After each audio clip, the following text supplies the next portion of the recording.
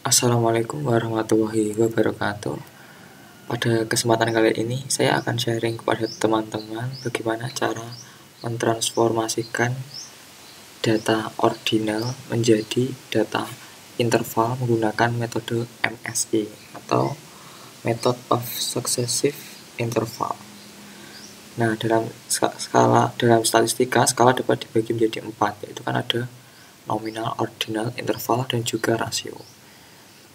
Nah, skala data merupakan salah satu hal yang harus diperhatikan dalam melakukan sebuah analisis data. Hal tersebut karena setiap metode analisis mensyaratkan jenis data yang digunakan dengan metode tersebut. Nah, misalnya dalam analisis data yang menggunakan regresi linear berganda mensyaratkan data yang digunakan berskala interval atau rasio. Nah, hal ini menjadi kendala apabila kita sudah memiliki data hasil penelitian yang berskala ordinal, akan tetapi metode yang akan digunakan adalah regresi linear berganda. Nah, apabila data yang berskala ordinal tetap digunakan dalam analisis regresi linear ganda, maka akan diperoleh interpretasi yang keliru dari model regresi tersebut.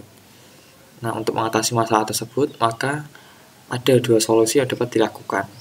Yang pertama, tetap menggunakan data ordinal dan mengganti teknik analisis datanya, atau mengganti atau mentransformasi data dari ordinal menjadi interval agar analisis regresi linear dapat digunakan. Nah, salah satu caranya itu adalah transformasi MSI atau Method of Successive Interval.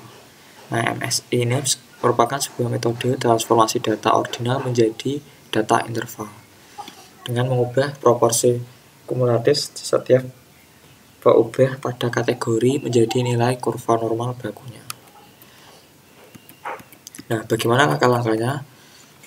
Yang pertama, kita menentukan frekuensi responden yang mendapat skor 5, 4, 3, 2, dan 1. Nah, kita tahu bahwa data ordinal itu kan dari hasil data angket ya, angket atau survei atau kuesioner yang berisi pernyataan-pernyataan yang diberi skor 1 sampai 5. Nah, skor 1 sampai 5 ini menandakan ranking atau tingkatan tertentu. Artinya tingkatan yang menjawab 1 sama 5 itu berbeda. Biasanya untuk yang jawaban 1 dengan yang 5 itu lebih tinggi jawaban yang 5. Kemudian yang B membuat proporsi dari setiap jumlah frekuensi. Yang C menentukan nilai proporsi kumulatif. Kemudian menentukan luas Z tabel, menentukan nilai tinggi densitas untuk setiap Z, menentukan scale value atau SV dengan rumus densitas lower limit dikurangi density at upper limit per area below upper limit dikurangi area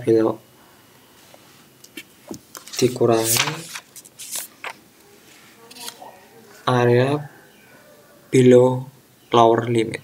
Nah, yang langkah terakhir menentukan nilai transformasinya dengan rumus Y sama dengan SV plus, nah ini ada plusnya. Nah, ini seharusnya SV plus kurung buka 1 plus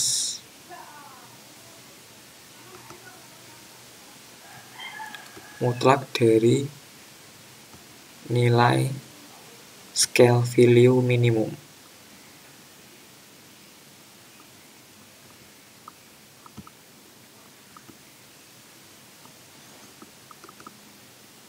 Nah, ini adalah rumusnya. Ini ada sedikit tipu.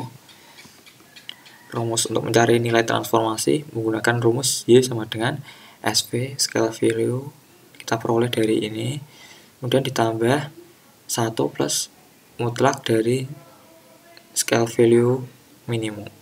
Nah, sehingga nilai terkecil menjadi 1 dan mentransformasikan masing-masing skala menurut perubahan data terkecil sehingga diperoleh transformed scale value. Nah, misal ini ada sebuah data. Nah, kita akan mengerjakan menggunakan Excel. Ini ada data responden 1 sampai responden ke-20 dan nomor angket nomor 1 sampai nomor 12. Nah, pada responden 1, pada nomor angket nomor 1 dia memilih 1. Kemudian untuk responden 2, pada nomor angket 1 dia memilih 4 dan seterusnya. Itu cara pembacaan dari hasil penelitian. Nah, kita akan melakukan transformasi data ordinal ini menjadi sebuah data interval menggunakan metode MSE. Kita akan buka Excel-nya. Nah, di sini saya sudah punya data hasil penelitiannya atau angketnya. Nah, untuk langkah pertama, kita akan membuat kolom seperti ini. Menentukan frekuensi responden yang mendapat skor 5, 4, 3, 2, dan 1. Nah, kita akan melihat jumlah yang memilih pilihan 1 pada nomor angket 1. Nah, caranya adalah sama dengan kita pakai count if untuk ranknya, karena ini adalah di nomor angket 1, maka kita ambil ranknya dari sini. Nah, ini ke bawah kita tarik. Nah, oke, kita sudah dapat ranknya. Kemudian titik koma. Nah, kriterianya karena kita mau ambil yang pilihan 1, artinya kita mau ambil dari data ini yang memilih pilihan 1 itu ada berapa banyak sih. Nah, maka kriterianya kita kasih angka 1. Nah, lalu kita enter. Nah, jadi yang mendapatkan yang memilih pilihan 1 dari ke-20 responden ini pada nomor angket nomor 1 adalah sebanyak 1 responden. Nah, kemudian kita tarik ke kanan untuk melihat berapa sih yang memilih pilihan 1 pada nomor angket 2, 3, sampai nomor ke-12.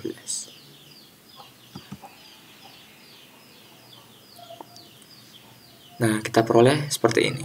Nah, kemudian untuk pilihan 2, untuk nomor angket 1, kita gunakan rumus yang sama dengan count if. Karena ini adalah nomor angket nomor 1, maka kita ranknya juga gunakan pada angket nomor 1. Kita tarik ke bawah. Nah, untuk kriterianya, karena kita ingin mengambil pilihan 2, maka kita kriterianya kasih 2 untuk mengambil berapa sih yang memilih pilihan nomor 2 dari 20 responden ini. Nah, ternyata ada 4 responden yang memilih pilihan 2 pada nomor angket 1. Kemudian kita tarik ke kanan. Nah, cara yang sama kita juga lakukan untuk pilihan 3.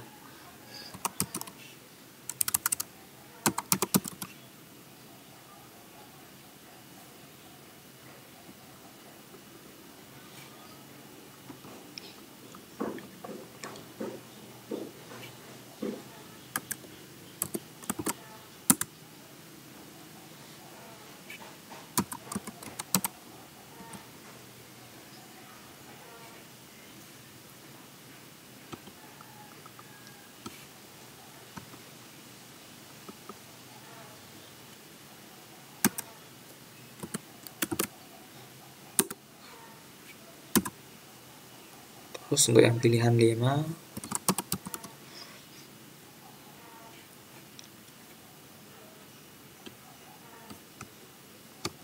ranknya juga sama, kemudian titik koma, kemudian kriterianya adalah 5.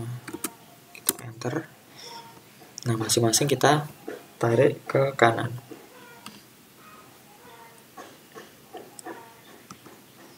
Ini juga.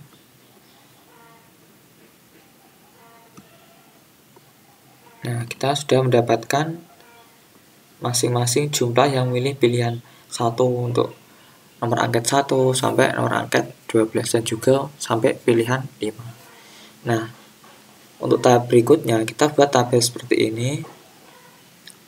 Nah, kita di sini akan menentukan frekuensi total yang memilih pilihan 1 dari 12 nomor tadi. Nah, kita pakai rumus sum.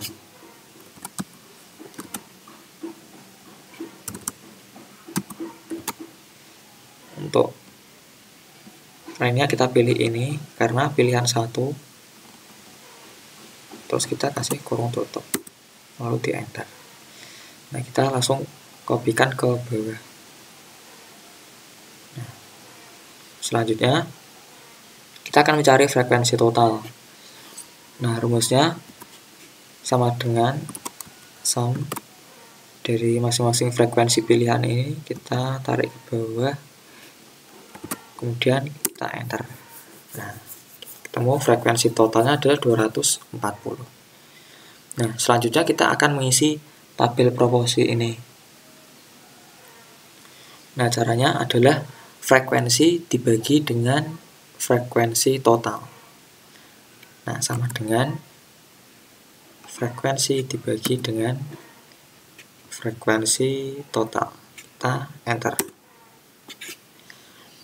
Nah, sebelum kita tarik ke bawah, karena tujuannya adalah ketika kita menarik ke bawah atau mengcopy ke bawah, maka selnya akan berubah dari sini ke sini, ke sini, ke sini. Nah, agar sel frekuensi total ini tidak berubah, maka kita kunci dengan menggunakan dolar. Kita kasih dolar untuk key-nya. Nah, terus kita tarik ke bawah. Ini adalah proporsi dari yang sudah kita peroleh. Nah, selanjutnya kita akan mencari proporsi kumulatif. Caranya adalah kita tambahkan, ini proporsi sebelumnya kan 0, berarti 0 plus proporsi ini, kita enter. Terus untuk yang baris kedua ini, yaitu proporsi sebelumnya ditambah proporsi data. Nah, kita enter. Nah, kemudian kita kopikan. Nah, ketemu data seperti ini. Nah, kita untuk kopinya mulai dari baris kedua ya, karena di sini kita untuk rumusnya kita menggunakan sel yang 0 yang letaknya tidak ada di sel, sehingga logaritmanya itu tidak kebaca di Excel. Kalau untuk baris kedua kan kita selnya dua-duanya kita pakai sel atau data yang ada dalam sel, sehingga logikanya bisa diterima oleh si Excel itu. Nah, selanjutnya kita mencari nilai ZI. Nah, kita pakai rumus norms inf.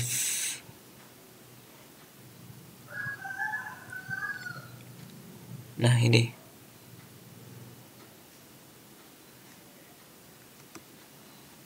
Kemudian probability-nya kita isikan sel proporsi kumulatif. Ini ada di sel S32. Kita enter. Nah, negatif 1,33. Kemudian kita kopikan ke bawah. Nah, terus selanjutnya kita akan mencari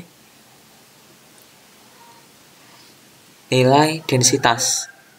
Nah, untuk ini kita perlu tabel nilai ordinat dari distribusi normal. Ini saya sudah punya tabelnya. Nah, cara membacanya adalah ini tabel ordinat distribusi normal. Cara membacanya kita lihat nilai ZI. Nah, untuk nilai negatif positif itu sama saja kita abaikan tanda positif negatifnya.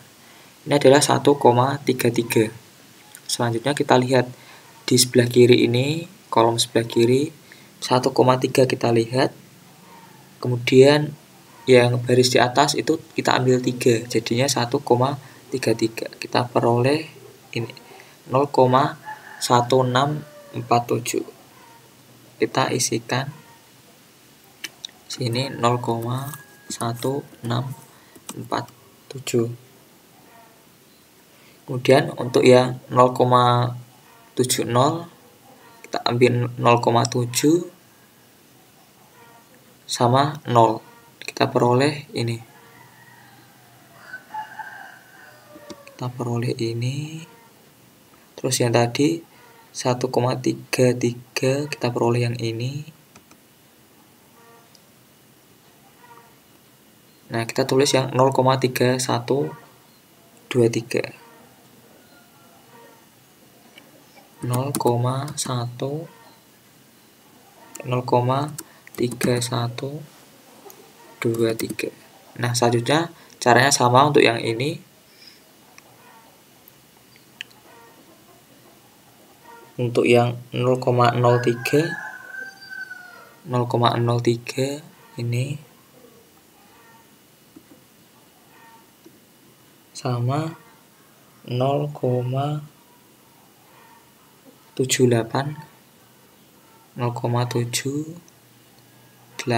di sini. Kita lingkari dulu. Kemudian sama tadi untuk yang terakhir adalah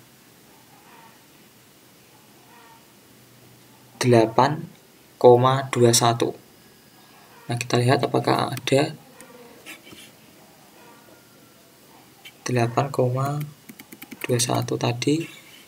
Nah, di sini mentoknya ada 3,9 dan pasangannya adalah 9. Artinya 3,99 itu nilainya 0,0001.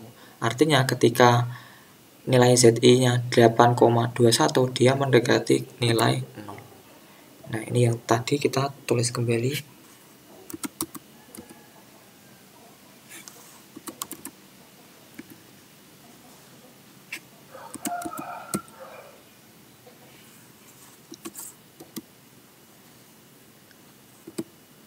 Nah, selanjutnya kita akan mencari nilai skala. Nah, rumusnya bisa dibuka kembali. Kita pakai rumus ini. Densitas lower limit kurangi density at upper limit dibagi area below upper limit kurangi area below lower limit. Nah, di sini kita pakai rumus sama dengan, kita buat kurung dulu, pembilang sama pembaginya. Nah, kita lihat ke kolom densitas. Kita lihat nilai densitas sebelumnya kan tidak ada. Jadi kita isikan 0. Kemudian densitas data dikurangi dengan densitas data. Nah, selanjutnya kita lihat tabel proporsi kumulatif. Rumusnya adalah proporsi kumulatif data dikurangi dengan proporsi kumulatif sebelumnya. Sebelumnya kan tidak ada, maka kita tulis dengan 0. Kita enter. Nah, ketemu negatif 1,80. Nah, ini caranya juga sama. Kita buat kurung dulu.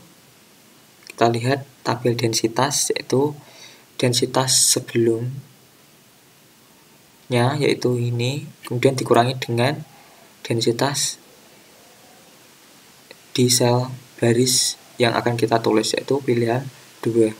Kita klik, kemudian pembaginya adalah proporsi kumulatif baris yang kita akan cari, kemudian dikurangi dengan proporsi kumulatif sebelumnya.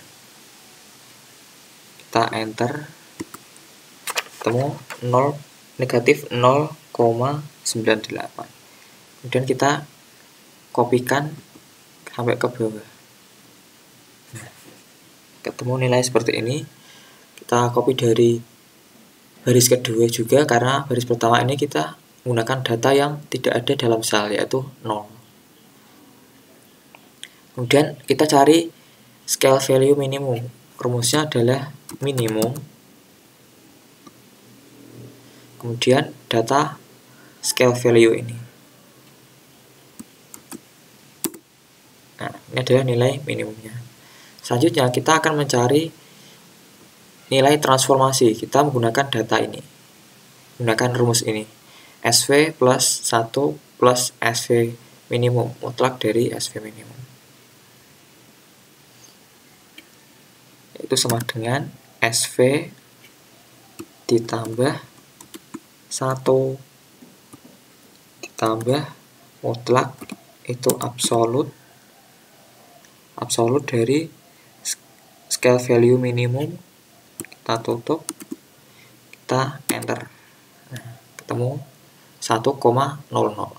Dan nilai scale value ini kita kasih dolar agar selnya ketika kita tarik ke bawah itu tidak pindah.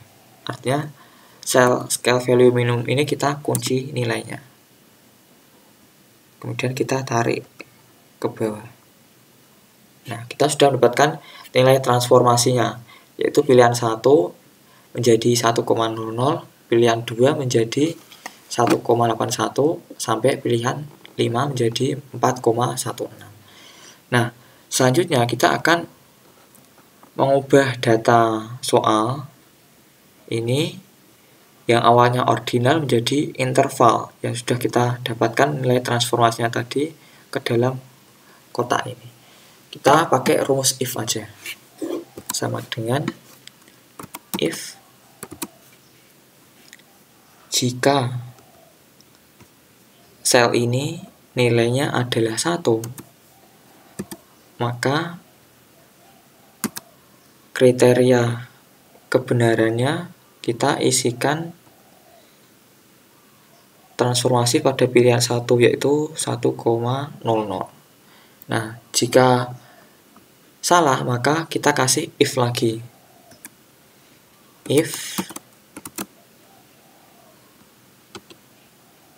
sel ini, jika sel D6 itu sama dengan 2, maka untuk kondisi benarnya kita isikan transformasi yang pilihan 2 tadi, yaitu 1,81.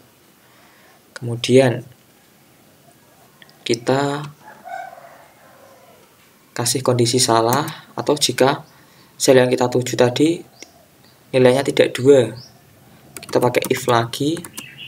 Jika data D6 ini nilainya 3, sama dengan 3, maka dia akan kondisi benar ditransformasikan menjadi ini 2,44. Nah, jika tidak 3 atau nilainya 4, kita pakai if lagi, yaitu jika sel D6 ini nilainya adalah 4, maka untuk kondisi benar kita kasih transformasinya adalah pilihan 4 tadi, 3,15. Nah, selanjutnya jika sel D6 ini nilainya bukan 1 sampai 4 atau nilainya 5, maka kita kasih kondisi salah, yaitu 4,16. Terus kita kasih kurung, kita enter. Nah, hasilnya 1.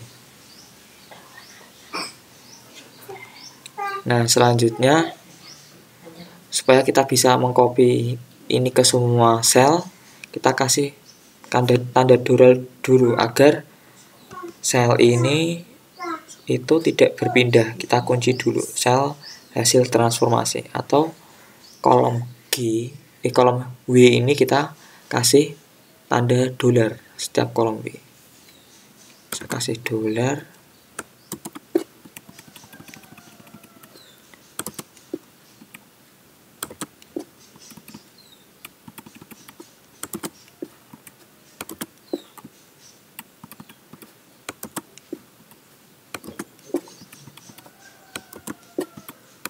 Nah, kita sudah kasih dolar semua.